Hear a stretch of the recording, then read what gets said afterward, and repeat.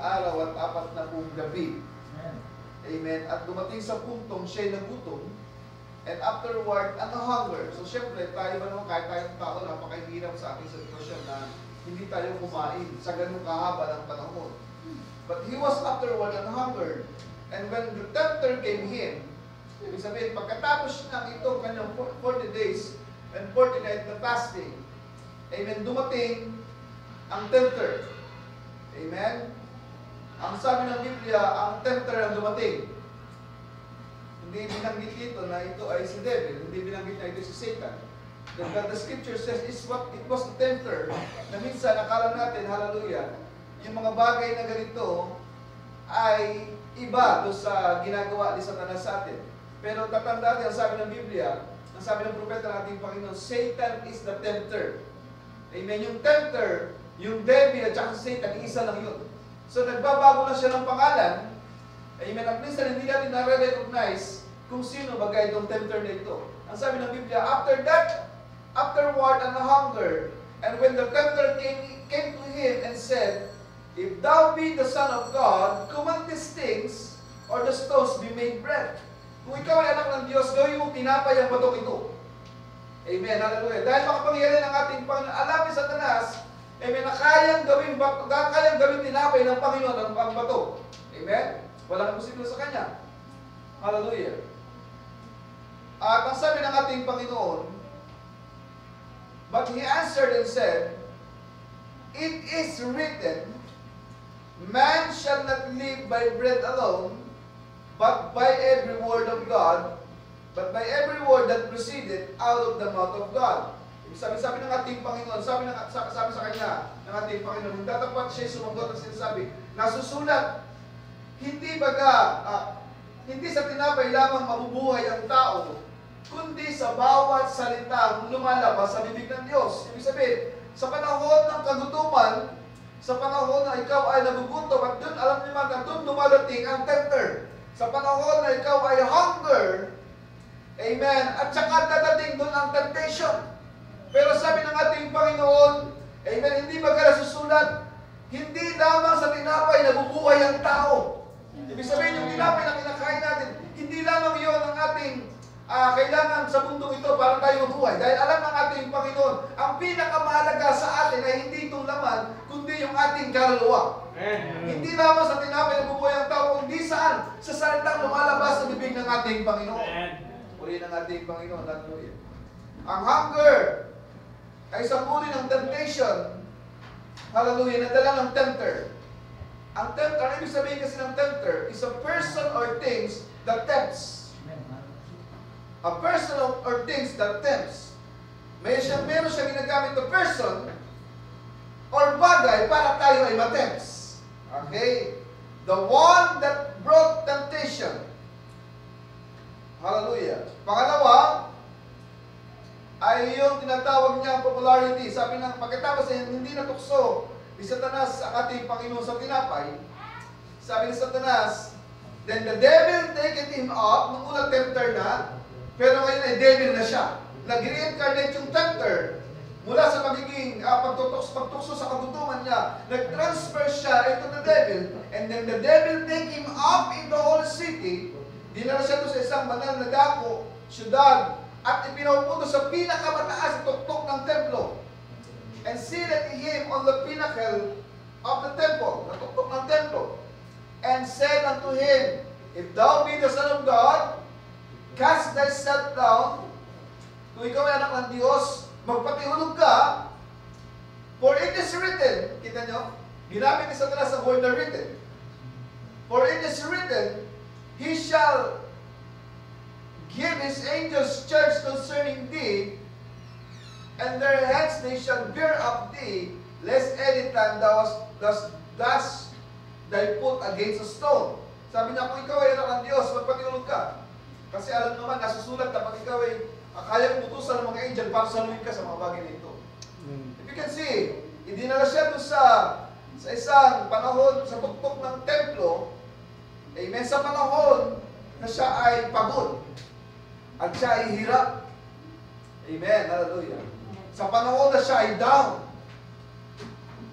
Amen, and it came to you At ang tempter, si devil ay darating sa iyo sa panahon na ikaw ay down. Ipapakita sa iyo yung mga bagay sa pinnacle of the temple. Amen? Di ba mga ganyan mga Kristyano sa panahon, hallelujah, na sila ay nasa panahon ng sila nanghihina. Doon sila dinadala sa panahon na kailangan mong makita na kailangan mong maging pinakamataas sa lahat. In the pinnacle of the temple. Amen? That's what? Popularity. Maraming tao alas sila sa pagiging sikat at famous para makilala sila. Popularity. Yung una, hunger. Yung pangalawa, popularity. Pangatlo, sabi ng Biblia, again, hallelujah, the devil take him up into an exceeding high mountain and sheweth him all the kingdoms of the world and the glory of them. Pinakita ni Satanas sa kanya, ng devil, hallelujah, yung buong kaharian ng sanglibutan. Ang sabi nito, and said unto him, all these things will I give thee. Lahat ng ito ay ibibigay ko sa iyo, sabi ni Satanas. Sabi ng devil, if thou wilt fall down and worship me, then said Jesus unto him, get thee hence. Amen? Ibibigay sa iyo lahat ito, sabi ni Satanas. Pag ikaw ay nagpatira pa at sumamba sa akin, lumuhod at sumamba sa akin, sabi ng ating Panginoon, get thee hence, Satan. Amen? Noong una, tempter siya, tapos ay naging devil, pero ngayon tinukoy ng ating Panginoon, get thee hence, Satan. Ibig sabihin, alam ng Diyos na yung tempter, na si devil ay isa, walang iba kundi si Satanas. At tinipin ito ng ating Panginoon, niya, get thee hence, Satan, for it is written, thou shalt worship the Lord God, the Lord thy God, and him only shalt thou serve. Then the devil left him, and behold, angels came and ministered unto him. Anong pangatlong ginamit sa ating Panginoon? Ginamit ang wealth. At maraming Kristiyano, hallelujah, sa panahon ng pangangailangan, ginagamit yung wealth. Amen? Yung kayamanan, yung karangyaan. Dahil alam sa Satanas na yan ang kailangan mo. Alright? He came to him. At he came to you sa panahon na kayo ay nangangailangan. Pero meron lamang isang sagot ang ating Panginoon. Sa lahat ng sinabi ni Satanas, kung babasahin niyo ang Biblia, isa lang ang kanyang sagot. Sabi niya, for it is written. Nasusulat. Ibig sabihin, hallelujah, mga kapatid, alam ng Diyos, before the foundation of the world, yung lahat ng pangangailangan mo, yung lahat ng sagot sa temptation mo, yung hunger, yung popularity, yung wealth, may sagot ng ating Panginoon. It is written. Amen. Nasusulat, sabi ng ating Panginoon. God knows before the foundation of the world, but before the temptation ever come to this world, God provide the answer. Ang sabi niya, nandun na, huwag ka nang mag-alala sa lahat ng pangangailangan mo, kung gutom ka, amen, kung ikaw ay nangangailangan ng kayamanan, kung nangangailangan ka ng ikay makilala, nakasulat ng lahat ng sagot. Ang sabi niya, it is written. Uli ng ating Panginoon. Kung meron kang problema, kailangan mo ng solusyon, sabi ng ating Panginoon, huwag ka mag-alala, it is written. Ang sagot sa pangangailangan mo ay naisulat na. Yung prayer mo sa umagang ito, mga kapatid, hindi mo kailangan hanapin saan-saan. Kasi yung sagot sa prayer mo, nakasulat sa Biblia. Can you say amen? Amen. Yung sagot sa mga pangangailangan mo, it is written. All we need to do is to look and read what is written in the Bible. Can you say amen? Ano gagawin natin? Hanapin natin. Tingnan natin kung ano ba yung sagot ng Diyos sa lahat ng ating mga pangangailangan. Ang sabi ng Biblia, isa lang sagot niya, seek ye first the kingdom of God, and all these things shall be added unto you. Amen. Uli ng ating Panginoon. Hallelujah. Before there was a problem, may solution na. Nakasulat na eh. Bago pa dumating ang problema, may solusyon na. Bago ka pa mag-isip ng solusyon sa mga problema meron ka, meron lang naisulat ang ating Panginoon simula pa lang. Naalala niyo ba sa Book of Genesis, mga kapatid? Sa Book of Genesis, amen, sa creation ng mundo, bago pa i-create ng Panginoon si Adam at saka si Eve, si Adam, ang first man in the Garden of Eden, bago siya i-create, naglagay na muna ang Diyos ng lahat ng pangangailangan niya doon sa Garden of Eden. Amen? Nakita niyo ba, pagkakasunod-sunod ng mga bagay sa creation? Bago ilabas ang tao, si Adan, nandun na muna yung araw, nandun na muna yung buwan, nandun na muna yung mga puno, nandun na muna yung mga halaman, yung mga hayop, nandun na yung lahat ng pangangailangan ni Adan.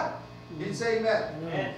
Wala na siyang ibang hanapin pa kasi nailagay na ng Diyos yung lahat ng pangangailangan niya. Yes. Alright, kaya hindi tayo pwedeng magtanong sa ating Panginoon, Lord, bakit wala sagot? May sagot ang ating Panginoon, it is written. Amen. Uli ng ating Panginoon.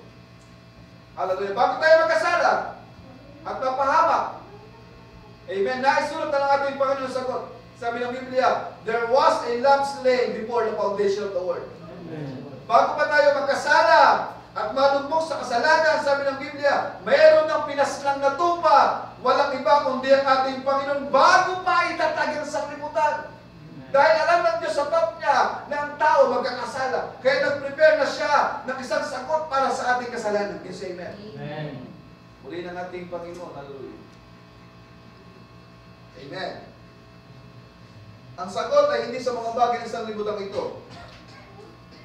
Hindi natin matatagpuan ang sagot sa sanglibutan ito, mga kapatid. Minsan ang tao, ang mga Kristiyano, naghahanap ng sagot sa sanglibutan. Sa gutom, sa panahon ng hunger, ano bang ginagawa ng mga tao kadalasan? Hinahanap nila yung mga bagay sa sanglibutan na alam nila makakatugon sa kanilang pangangailangan sa kagutuman. Amen? Sa panahon na sila ay down, amen, saan sila naghahanap ng source? Sa sanglibutan. Sa panahon ng kailangan nila ng kayamanan, ng salapi, saan sila naghahanap? Sa sanglibutan. Pag the Lord God, ibang sagot ng ating Panginoon. Ang lahat ng bagay na ito, hindi mo matatagpuan sa sanglibutan. Dahil ang lahat ng sagot ay nakasulat na. Ibig sabihin, sa word. It is written. Hallelujah. Hindi mo matatagpuan sa malayong lugar. Amen. Hindi rin sa panaginip. Hindi rin sa imahinasyon. Yung salvation mo, hindi imagination to, mga kapatid. Yung rapture mo, yung pag-agaw sa ng Diyos, hindi ito isang imagination lang at sa isip lang nagaganap. Amen. Hallelujah. Hindi sa pamagitan ng ating mga sariling gawa. Hindi sa pamagitan ng ating self-righteousness. Lord, Kristiyano ko. Lord, nagsa-Sunday church ako. Lord, nagtatawag naman ako sa iyo. Tuwing linggo, sumasamba ako, nananalangin ako. It is not our own self-righteousness. It's not your own way. Sabi ng Biblia, isa lang ang sagot, it is written.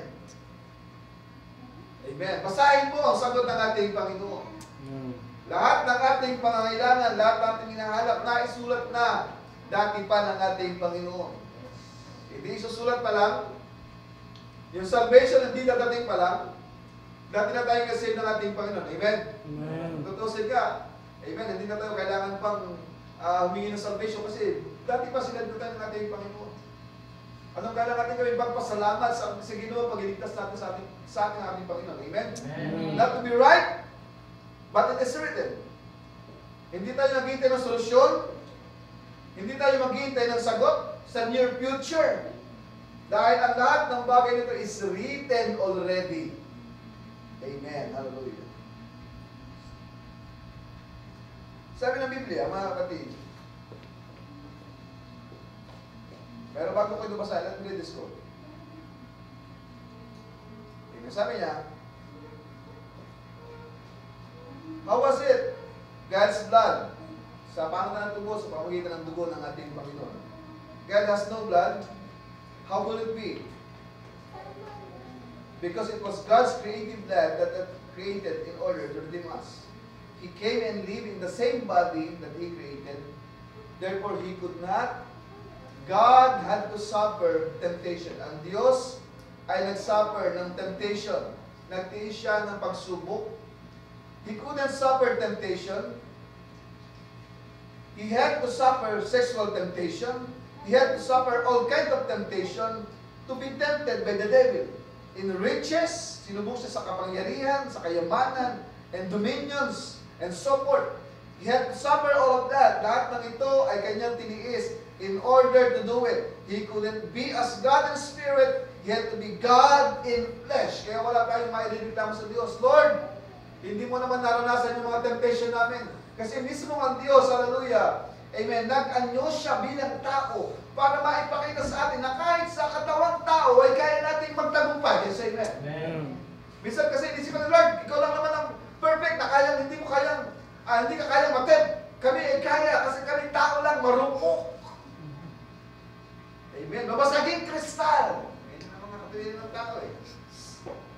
Pero ang Diyos, hallelujah, nilagay niya ang kanyang sarili sa pagiging tao. Yes, amen. Amen. Para ipakita sa atin, hallelujah, na kahit ang tao ay kayang makalusot sa mga bagay na ito, sa mga temptation. Why? Sabi ng Biblia, nakasulat na kasi ang sagot. Amen.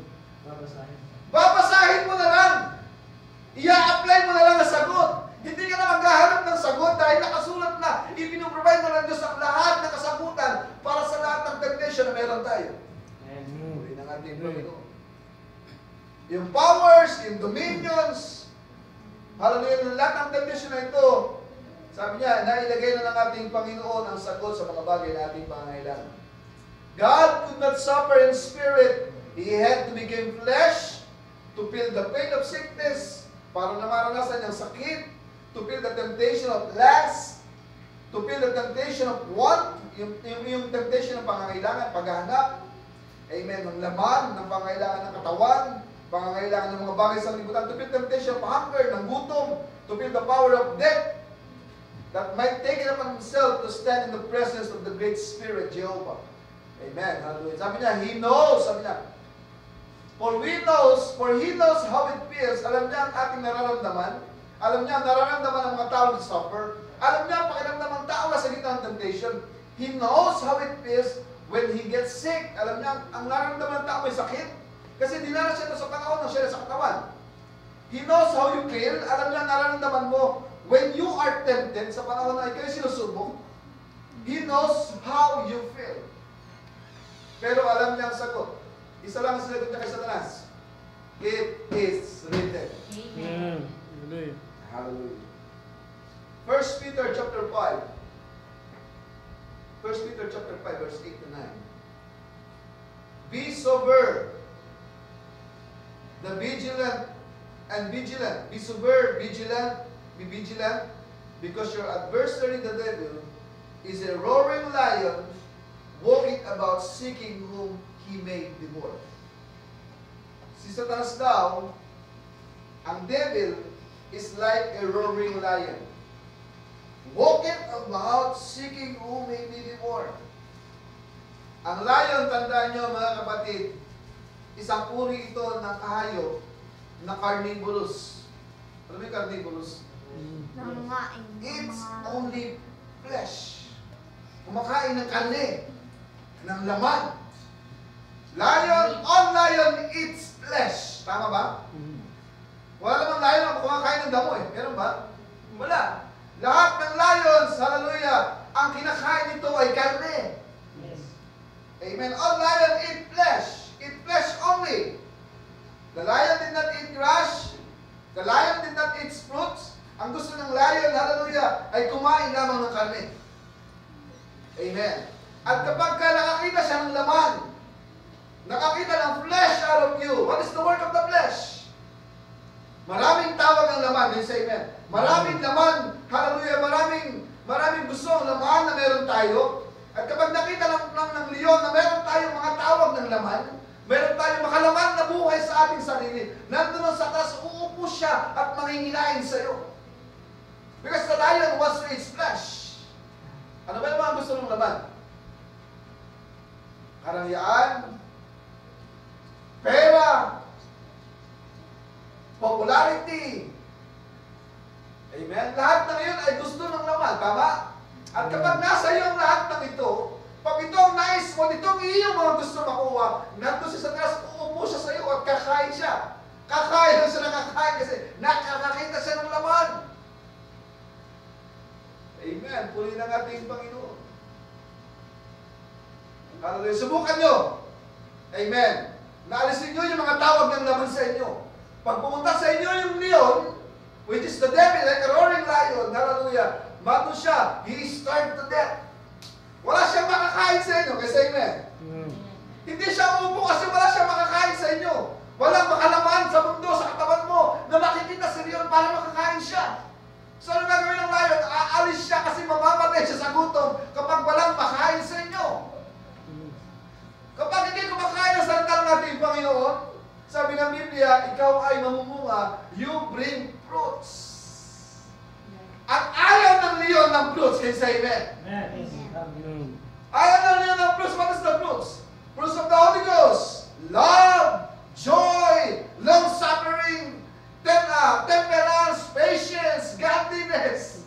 Amen? Pagkamababa, hallelujah. Pagmamahal sa kapwa, pagmamahal sa Diyos, lahat ng ito ay bunga ng banal na Espiritu. And lions hates fruits. He likes flesh. Can you say amen? Ang gusto niya laman, yung tawag ng laman. Tuloy ng ating Panginoon. Kaya si Satanas, pag nakakita siya ng mga prutas sa inyo, aalis siya. Kasi mamamatay siya sa gutom. Wala siyang makain. Hallelujah. And lives. Amen. Hallelujah. Kami sa book of Matthew, watch and pray that you enter not into temptation. The spirit indeed is willing, but the flesh is weak. Matthew chapter 26, verse 41.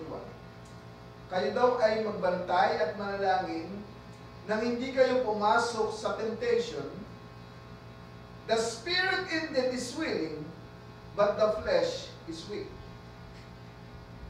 Sa Tagalog, maganda yung Tagalog. Matthew chapter 26, verse 41. Ayan natin. 26. Matthew 26:41. Kaya, kayo'y mga puyat at magsipanalangin upang huwag kayong magsipasok sa tukso.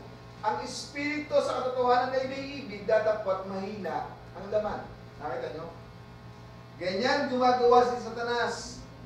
Alam niya na ang tao ay mahina ang flesh. Kahit pa may gusto ang banal na espiritu, pero dahil mahina ang iyong laman, natatalo ang tao. Kaya isa lang ang sinasabi ng ating Panginoon, watch and pray. Manalangin tayo, hallelujah. Yung mga bagay, hallelujah, kahit pa may ibig ang ating espiritu, o mahina ang inyong laman, natatalo ka. Kaya huwag ninyong padalasang pakainin ng flesh, ang lion. Sabi nga ng propeta, may 2 aso na nagbabantay sa inyo na inaalagaan kayo. Isang asong puti at isang asong itim. Huwag mo daw madalas pakainin yung asong itim kasi pag pinakain mo na pinakain yan, lalaki, tatapang yan. At hanggang siya na maghahali sa buhay nyo. Ano pa pakainin nyo? Yung asong puti. Yung kaluluwa mo, hallelujah. Pakainin mo ng salita ng ating Panginoon. Sa gayon yung mga hindi magagandang nasa ng katawan, ng kagustuhan ng laman, ay mawala at mamatay. Amen? Hallelujah. Katumalis. Amen? Yung kagustuhan ng laman natin na tayo ay magpahinganay. Sunday ngayon, pagod sa biyahe. Amen? May pasok pa mamaya. Hallelujah. Ang gusto ng laman, ganyan ang mga bagay. Go somewhere else, mamasyal, family day ngayon, masarap mamasyal sa mall. Kumain sa labas. Amen. Till you entering into temptation. Pero sabi niya, huwag niyo kalimutan i-notice. Sabi niya, don't forget to notice, the spirit is indeed willing. Willing indeed. May gusto, mahina naman, pero tandaan niyo, may ibig ang espiritu. The spirit indeed is willing. Luke chapter 4, verse 13. Sabi ng Biblia, and when the devil had ended all the temptation to sa ating Panginoon, he departed from him for a season. At nang matapos ang diablo, ang lahat ng pagtukso, ay hihiwalayan siya niya ng ilang panahon. Minsan kasi nagmamali tayo. Wala akong temptation. Natapos ko na lahat ng temptation, nalabanan ko sa Satanas. Magpapaisisin ako, okay na. Pero tandaan nyo, he is, sabi ng Biblia, hihiwalay lang siya ng ilang panahon. Pag nakita niya nang relax ka na, amen, babalik at babalik yan. Pag nakita niyang nandun ka na naman sa laman, babalik yan. Hallelujah. Minsan may mga panahon, yung ganyan mga Kristyano eh, never, ka-easy-easy na tayo. Pag wala tayong temptation eh, wala kang pagsubok, puro blessings ako ngayon. Then ended ng temptation for a while. But for a season that you are strong, sa panahon na tayo malakas, hindi siya dadating. Pero sa panahon na tayo mahina, doon siya dadating. Amen. He came again in another time. Luke chapter 8. Luke chapter 8, verse 11. Ito ay parable ng ating Panginoon tungkol sa sin. Sabi niya, the sin is the word of God. Nagpasa natin, in verse 13. Now, they are on the rock, are they which when they hear receive the word with joy, and this have not no root, which for a while believe, and in time of temptation fall away. May mga tao daw, hallelujah, na yung binhi ng ating Panginoon ay naitanim sa ibabaw ng bato. At pagkatapos, ang sabi ng Biblia, ito yung mga nakarinig ng salita ng ating Panginoon at tinanggap ang salita na may katuwaan. At pagkatapos, dahil ito'y nasa ibabaw ng bato, walang ugat and have no root, which for a while believe, naniwala ng pasumandali, and in time of temptation, pagdating na pagsubok, nahulog, nabunot, nalaglag, naalis. Di ba may mga ganyang Kristiyano? Na tinanggap ang salita ng ating Panginoon, akala mo ang tibay-tibay, kasi nasa ibabaw ng on the rock. Hallelujah. Amen. Nang marinig ang salita ng ating Panginoon, tuwa-tuwa, ang saya. Tuwing gabi, nasa fellowship. Amen. Nakikinig ng pangangaral, naka-tune in sa YouTube, nakikinig ng mga preaching ng word, nakikipag-fellowship. Amen. Nagpupuyat para makapag-fellowship sa pastor, sa kapatiran, sa mga brothers, sa sisters, hallelujah. With the word of joy, tuwang-tuwa sila, may kagalakan, hallelujah, galing sa ampiting, ang saya. Dahil sa mga joint fellowship, ang tuwang-tuwa, hallelujah. But, sabi niya, walang ugat. May mga ganyan siya, di ba? Walang ugat. Paano malalaman ang ugat? Walang ugat. Amen. Naniwala din naman. Paano nalaman walang ugat? Pagdating ng temptation, nawawala. Sa panahon ng pagsubok, nawawala. Sa panahon ng gutom, umaalis sa church. Nagsisiwalay. Sa panahon ng temptation, nasisira sila kasi ba, yung ugat, yung kanilang mga katawan, alam mo, hindi nakakapit sa lupa, nasa ibabaw nga ng bato, nakarinig ng word of God, masaya sila, pero pagdating ng pagsubok, unti-unti silang nawawala. Amen. Kasi walang ugat nakakapit sa lupa. Pero kung isang mananampalataya, para rin na tumanggap ng salita, naitanim sa isang mabuting lupa. Dumating ang bagyo, ang hangin, dahil siya nakakapit sa lupa. Amen. Habang humahampas ang bagyo, yung ugat niya, lalo niyang ibinabaon sa ilalim para lalo siya makakapit. Amen. Puri ng ating Panginoon. Amen. 1 Corinthians chapter 10, verse 13. There had no temptation taken you, but such is common to men. Wala raw temptation na kayo nararamdaman na hindi pamilya sa iba. Yung nararanasan ni Brother Gerald temptation, nararanasan ko din yan. Yung nararanasan ni Brother Richie, nararanasan din ang kapatiran. Amen? Walang pagsubok na hindi natin nararanasan. Lahat tayo ay may mga common temptation. Pwede sabihin na ibang temptation ka sa'yo. Lahat tayo ay dumadaan sa iba, para-parehas sa klase ng temptation. Amen? Sa Tagalog, sister, pakita natin. Hindi dumating sa inyo ang anumang tukso, kundi yung matitiis ng tao. Ibig sabihin yung pag sinabing common, kaya mong tiisin yung mga pagsubok na meron tayo. Amen? But God is faithful. Pero tandaan nyo, dahil common yung mga temptation na ito, ang Diyos ay faithful, siya ay tapat, who will not suffer you to be tempted above that you are able. Hindi siya magbibigay ng mga pagsubok na hindi mo kaya.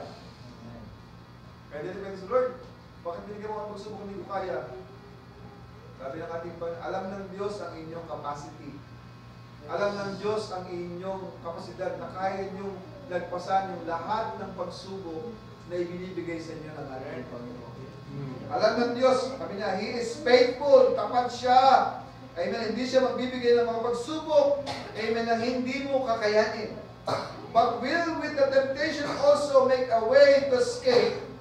Dahil ang Diyos, bago pa siya magpadala ng temptation, bago pa niya ihayaan sa Satanas na ibigay sa iyong temptation, hallelujah, amen, naglagay na siya ng daan, He make a way to escape that He may be able to bear it. Ano ba yung daan ng pagtakas? It is written. Alam ng Diyos kung paano natin malulusutan ang lahat ng pagsubok sa buhay kasi ito ay naisulat na ng ating Panginoon. Amen. James chapter 1, verse 12. Blessed is the man that endureth temptation. Mapalad daw ang taong nagtitiis ng temptation. For when he is tried, he shall receive the crown of life. Dahil kapag siya ay nagtiis, pag siya ay sinubok, tatanggap siya ng korona ng buhay. Hindi say amen. At ito ang na-miss ni Eva sa Garden of Eden. Hindi niya natiis ang temptation ni Satanas sa kanya doon sa halaman ng Eden. Napatukso siya, pero nakalimutan niya, nandun din yung tree of life sa Garden of Eden. Yes, amen. Hallelujah. At ito yung na-miss ni Eva doon sa Garden of Eden. Pero sabi niya, doon sa mga magtitiis sa pagsubok, hallelujah, at nasusubukin, he shall receive the crown of life which is missing the Garden of Eden. Hallelujah. Which the Lord had promised to them that love Him. Sa mga maniniwala sa Kanya at susunod sa Kanya at iibig sa ating Panginoon, ang pangako niya ay ang korona ng buhay. Hindi lang 10 years, 20 years, 30 years, 50 years, 100 years, kundi eternal life. Can you say amen? Hallelujah. Let no man say he is tempted. I am tempted of God. Pinukso ko ng Panginoon. For God cannot be tempted with evil, neither tempted any man. Kaya ang Diyos hindi tumutukso, hindi nanukso. But every man is tempted when he is drawn away of his own lust. Sino tumukso sa kanya? Yung sarili niyang pagnanasa. Hindi man ang Diyos ang tumukso eh. Sabi ng iba, the money is the root of all evil. Eh bakit binigyan tayo ng Diyos ang pera? Hinayaan tayo ng Diyos sa gumamit ng pera. So minsan kasi, minamali nila yung scripture. Hindi naman nakalagay doon, the money is the root of evil. Sabi ng Biblia, the love of money is the root of all evil. Yung pera, kahit 10 milyon pa yung ilagay mo dyan, at hindi mo yan gagamitin sa masama, walang magagawa sa iyo yan. Papel lang yun eh, kasi kaya bang gumawa ng masama yung pera? Wala. Pero yung pag-ibig mo sa salapi, yun ang nagiging dahilan na magiging masama ang tao. The love of money, that's the money. Kundi yung pag-ibig mo sa salapi ang nagdudulot sa iyo para maging masama ang tao. Amen. Hallelujah. But every man is tempted when he's drawn away of his own lust. At ibig sabihin, sariling nating pagnanasa, sariling kagustuhan, sariling laman, and entice, then what lust can save? It bringeth forth sin. Dahil sa iyong lust, sa sarili mong lust, nagdadala ng kasalanan. And sin, when it is finished, bringeth forth death. Do not err, my beloved brethren. Every good gift and every perfect gift is from above. Gift from above. And cometh down from the Father of lights, with whom is not variableness, neither shadow of turning. Amen. Minsan kasi ang mga tao, tapos sinisisi ang Panginoon eh. Amen. Lord, hindi mo binibigay ng aking mga hinihiling. Meron ka sa tip, never pray beyond your ability to manage. Huwag kayong mananalangin sa mga bagay na hindi nyo kaya i-manage. Amen. Sometimes, nananalangin tayo ng milyon. Yung mga 100, hindi mo ma-manage ng ayos eh. O sa magdadalit, hindi ka kaya sa milyon. Amen. Minsan, nananalangin tayo ng malaking bahay, mansion. Ay, yung maliit na kwarto, hindi mo malinis eh. Mansion pa, hinihiling mo sa Panginoon. Diba? Konting plato nga lang na pinagkainan, hindi mo malinis. Nagtatamad ka ba? Nagtuturuan kayo. Ayan, people, hindi kayo. Amen? Tapos nananalangin ka ba ng malaking bahay? Kung malaking bahay, maraming tao, maraming kakain. Maraming kaugasan. Amen? Maraming nilinisin. Amen? Nananalangin na ng car. Napakita sa sasakyan. Eh, yung ang e-bike, hindi natin mamalis eh. Napapasunod tayo ng e-bike eh. Ng motor, di ba? No, kahit Sunday, nagbibiyahe, di ba namalas ka ng taybay? Minsan ang Diyos gumagawa ng paraan para ipakita sa iyo na hindi dapat habang parang ganyan mangyayari. Kita niyo may mga tao ngayon, di ba? Amen. You ask for a car. Amen. Pero hindi mo kumasya. You lose what's the kingdom of God wants to give you. Na-miss nyo yung mga bagay na gusto sana ibigay sa iyo ng ating Panginoon mula sa kanyang karyan. Minsan ang Diyos sa bibigay ng mga bagay mula sa maliliit na bagay. Bago kita bigyan ng sasakyan, pag-aral ka muna kung i-manage mo yung e-bike o yung motor mo. Pag alam mo kung paano i-manage yan, yung e-bike mo, alam mo papunta sa church, sabay, mamanage sa Panginoon, bibigyan ka ng sasakyan. Amen? If you mismanage those things, it will fly away. Pag hindi mo na-manage ang lahat ng bagay niyan, lilipad yan, aalis yan. Amen. Sometimes ang Diyos, amen, hindi niya binibigay yung na-play mo, ang binibigay lang niya yung kaya mo i-manage. Lord, nag-pray ako ng sasakyan, binigay mo ko ng bike. Yun lang ang kaya mo i-manage eh. Umihiling ka ng sasakyan, wala kang lisensya. Amen. Baka pag binigyan ka na ng sasakyan, ng motor, saan ka mag-rides eh. Rides ka ng rides, nakalimutan mo na yung service sa ating Panginoon. Amen. Sometimes, ini-ignore niya yung mga bagay natin pinapanalangin. Sabi niya, the word watching in every temptation is to it. When they speed on space, ang ating Panginoon, dinuran siya, sinipa siya, nilampas siya. Amen. Dumana siya ng mga pagsubok sa panahon ng trials. Pero sabi niya, he stood in the temptation. Tumayo siya sa gitna ng tentasyon. Amen. Sa panahon ng pagsubok, ng popularity inarap sa kanyang Satanas, tumayo siya. Dahil ang lahat ng bagay, amen, na ipagkalooban ng Diyos ang sagot. Isa lang ang sagot, nasa sulat. Ano yung sulat? Ang salita ng ating Panginoon. Ang sagot sa lahat ng problema mo ay ang salita ng ating Panginoon. Sabi ng Biblia, amen, He is the Word of life. Amen, and the truth, and that the Word and the truth shall set you free. At itong katotohanan ito na ating pinapanawalaan sa tangan ito na siya magpapalaya sa ating lahat. Hindi yung mga bagay sa sanglibutan, hindi yung sinagot ng ating Panginoon, kundi ang sagot ng ating Panginoon na isulat na ito ng ating. Ngayon natin tumayo mga kapatid.